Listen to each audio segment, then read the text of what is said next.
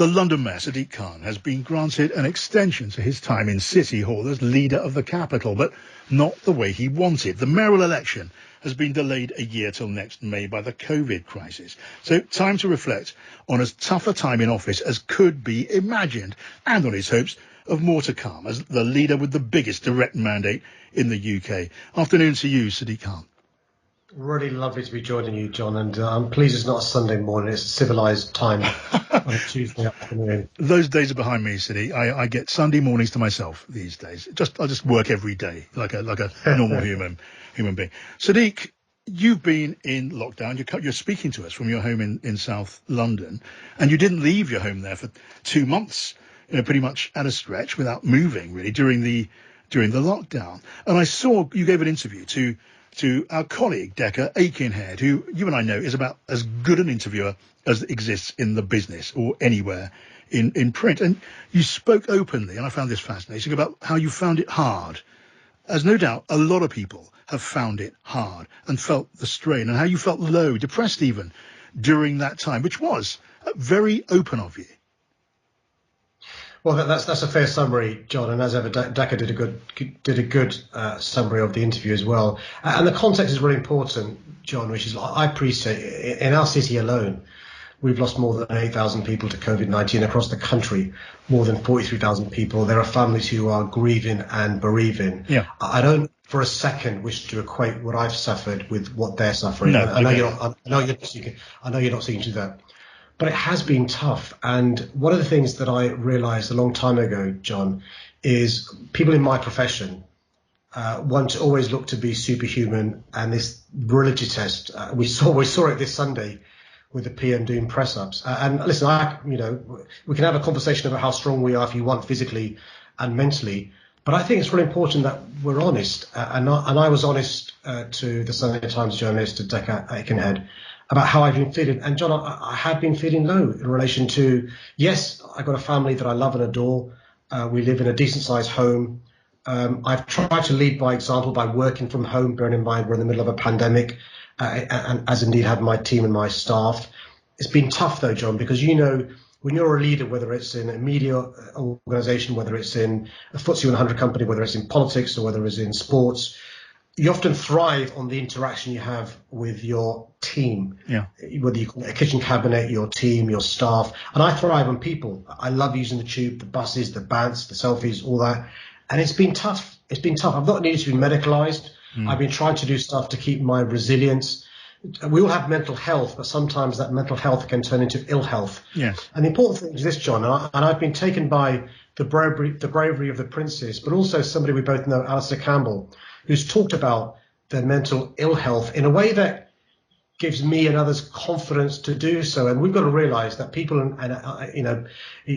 our age bracket don't talk about it, and our gender. Men don't talk about mental ill health. Men don't talk about some of the downs. We only talk about the ups. And I thought it was really important to be honest, not to ask for sympathy, but to be honest about the challenges I've faced and how I've got through it. I mean, people are able, or feel able, at least more people feel able to talk about problems with their state of mental well-being, I guess, these days than used to be the case not so very long ago. Were you telling your family at the time you were feeling depressed, Sadiq, while you were feeling this way, feeling so low? Yeah, one of the things that I did when I first became mayor was make mental health a mainstream issue in City Hall, because I feel quite strongly about this. And one of the things I've learned, taking an interest in this, is to talk about it. And we've set up a couple of apps to do so. And one of the things they advise you is to talk to your family. So I'm lucky I can talk to my wife and my children, who are both home from university. And we have been talking about how we're feeling, about the ups and the lows. It's really difficult for my children. Yeah. Any child, it's been difficult the last 4 months. School-age children, university-age children. It's been tough for my wife she tends to work from home, having us in her space. So we've talked about it and stuff. And I've got to be honest, as dad and husband, to talk about it. I got to see my mum for the first time in ages when there was some ease in. I could go to her back garden. I thrive in my family. I've got 6 brothers and a sister. I've got many nephews and nieces, lots of friends that I couldn't see, as well as the City Hall job. But I know, John, that actually there are millions of people across our country who feel the same way I do. Yes. And I hope me talking about it and sharing my experiences gives people confidence. But also, one of the things that breaks my heart is when I hear the stigma associated with mental health, particularly in some minority communities and particularly amongst our gender. Well, it is. I don't know. It is something rather unusual to hear a senior politician, and you are a senior politician, speak about their mental health in quite the way that you have. And I guess it's part of we live in this way, in a slightly altered world. It is possible, it's welcomed, it's encouraged to have those conversations. So you've had some of that with us, and thank you for that. You've had, I guess, about as eventful a term in office as could be imagined. Mostly, Sadiq, for the worst reasons anyone can imagine. Terror attacks, the London Bridge attack, the Westminster Bridge attack. Then there was Grenfell Tower. What a horror that was. And now COVID-19 and the lockdown. You could be forgiven, Sadiq, for feeling like Pharaoh during the 7 plagues. Although it wasn't a punishment, obviously. It's a terrible test. Have you, do you believe, emerged a stronger leader from all of this? And since, as a serving politician, I assume the answer is going to be yes, how have you improved and raised your game? Really, really good question, John. I reflect on this on a daily basis, actually. Somebody in a moment of levity a few months ago said, all I need now is locusts, and I'd have the full set. So you're right. But I think all of us as individuals, should develop and grow. And I've hopefully grown, not in size. I'm still the same size, I'm afraid. But in relation to the humility to realise that no day is a perfect day. And you always got to reflect at the end of the day what you could have done differently, what you could have done better. And one of the things that I've reflected upon is you can have the best planning and preparation and practice, and we do, for example, in relation to terror incidents, but you can't have a substitute for actually walking the walk. But also there are some things you can't plan for. Nobody could have planned for the awful fire in Grenfell Tower. Nobody properly planned for the Brexit vote being lost. Who planned for properly a global pandemic? And so sometimes you've got to plan for these things. We plan all the time, by the way, to avoid our city being the target of terrorism.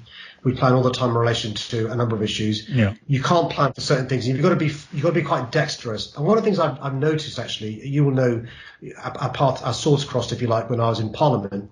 But actually, I genuinely feel that being a mayor, being a leader of a city, you can be far quicker, far more nimble, far more dexterous than you can in government and being a politician in Parliament, who tends to be slower in relation to responding to these sorts of things. Yeah, well, it begs the question. I might have come to this later on, but I'll put it to you now. Given what you feel about your effectiveness, you feel your effectiveness as Mayor of London. I want to come to that too, by the way. It sounds as if you're not going to be interested anytime soon in becoming leader of the Labour Party. I know you've got a new leader. He's fresh and he's doing rather well if you go by the opinion polls. But I always felt for a very long time you fancied that job, Sadiq. Do you at all still fancy that job? No, the only other job I do. Knew you were going to say that. Is to play with Saleh and Mane and Firmino up front for Liverpool. Other than that, I'm leaving. This is a destination job, and one of my frustrations is I'm not sure if the government's fully understood the potential. I speak regularly to the metro mayors around the country, from Andy Street in West Midlands to Andy Burnham in Manchester to Steve Rotherham in Liverpool. Marvin Rees in Bristol. There's lots of mayors around the country. There are 9 metro mayors, Dan Jarvis and others. And I'm not sure the government's realised the potential if they were to devolve more powers and resources to us in relation to, properly us taking back control. I don't think those who were advocates of taking back control from Brussels meant you take back control and give it to Whitehall. I think what they meant is give it back to cities and regions. And, I'm frustrated at the lack of progress in devolving powers to cities and regions across the country. Yes. I'm loving my job, but also, as importantly, the National Air Party has got a brilliant new leader. He's a friend of mine for more than 25 years, Keir, who's doing a really good job, not just holding to account the government as he should as the leader of Her Majesty's official opposition, but also where he can, working constructively with the Prime Minister, as I've sought to do so as the Labour Mayor of this great city. Well, I'll tell you what, Sadiq, I know that Keir is very much of the cast of mind that you would like to see in a Labour leader. And by the way, a great deal closer to the cast of mind you'd like to see in a Labour leader than Jeremy Corbyn ever was, no matter what you might have said during his time. You are mightily relieved, aren't you, to see the back of Jeremy, if I can put it bluntly? Well, I think I've always been of the view that, the electorate is always right.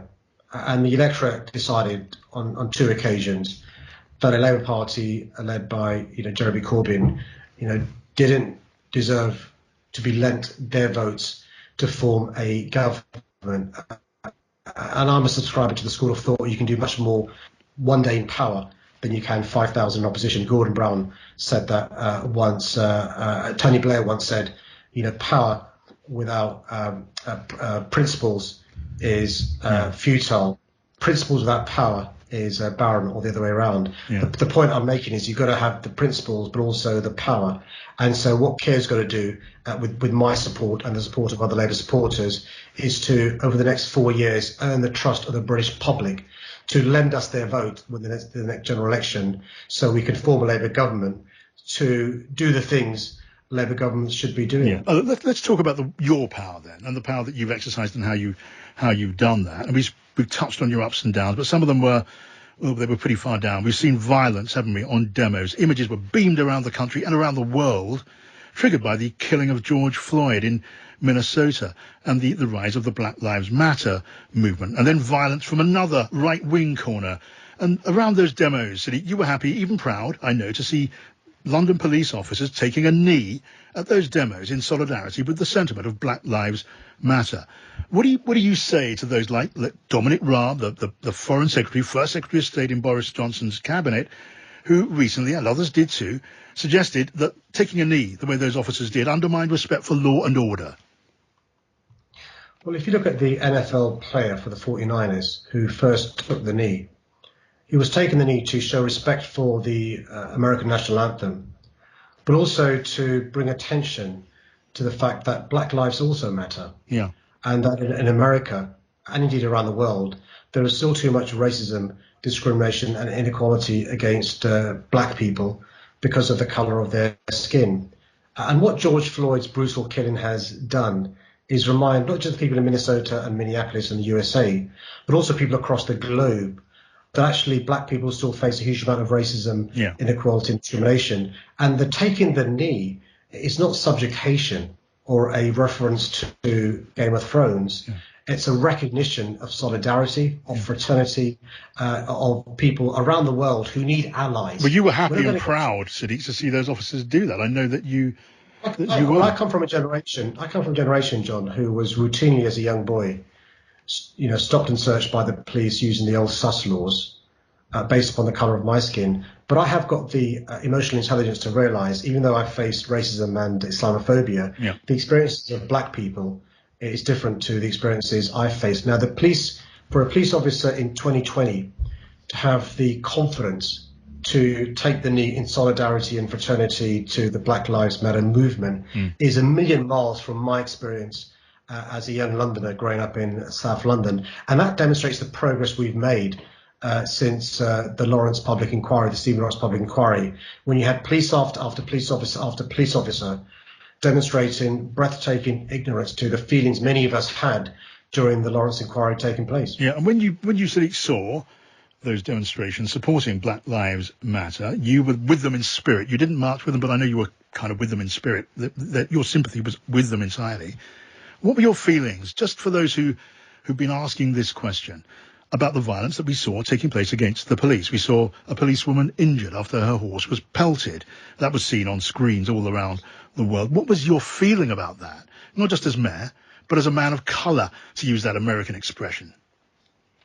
Well, firstly, can I just explain, our police officers, and I say this from experience being the mayor for more than 4 years now, genuinely best in the world. And I say this saying this with the knowledge they're not perfect. Our police aren't perfect. No police force, no police service is. It is simply unacceptable for any of our policemen or policewomen to face abuse or violence when they're doing their job. And I say that with the knowledge of having met police officers who run towards a dangerous terrorist without any weapons and encourage the rest of us to flee to safety, but also having met, John, bereaved families whose brother / son lost his life in the course of duty. That's the context. But also, what is deeply upsetting is when I hear stories of Black officers facing discrimination, abuse, violence from people claiming to be protesting for Black Lives Matter, the movement, and for an important cause, but abusing Black officers. It's not acceptable.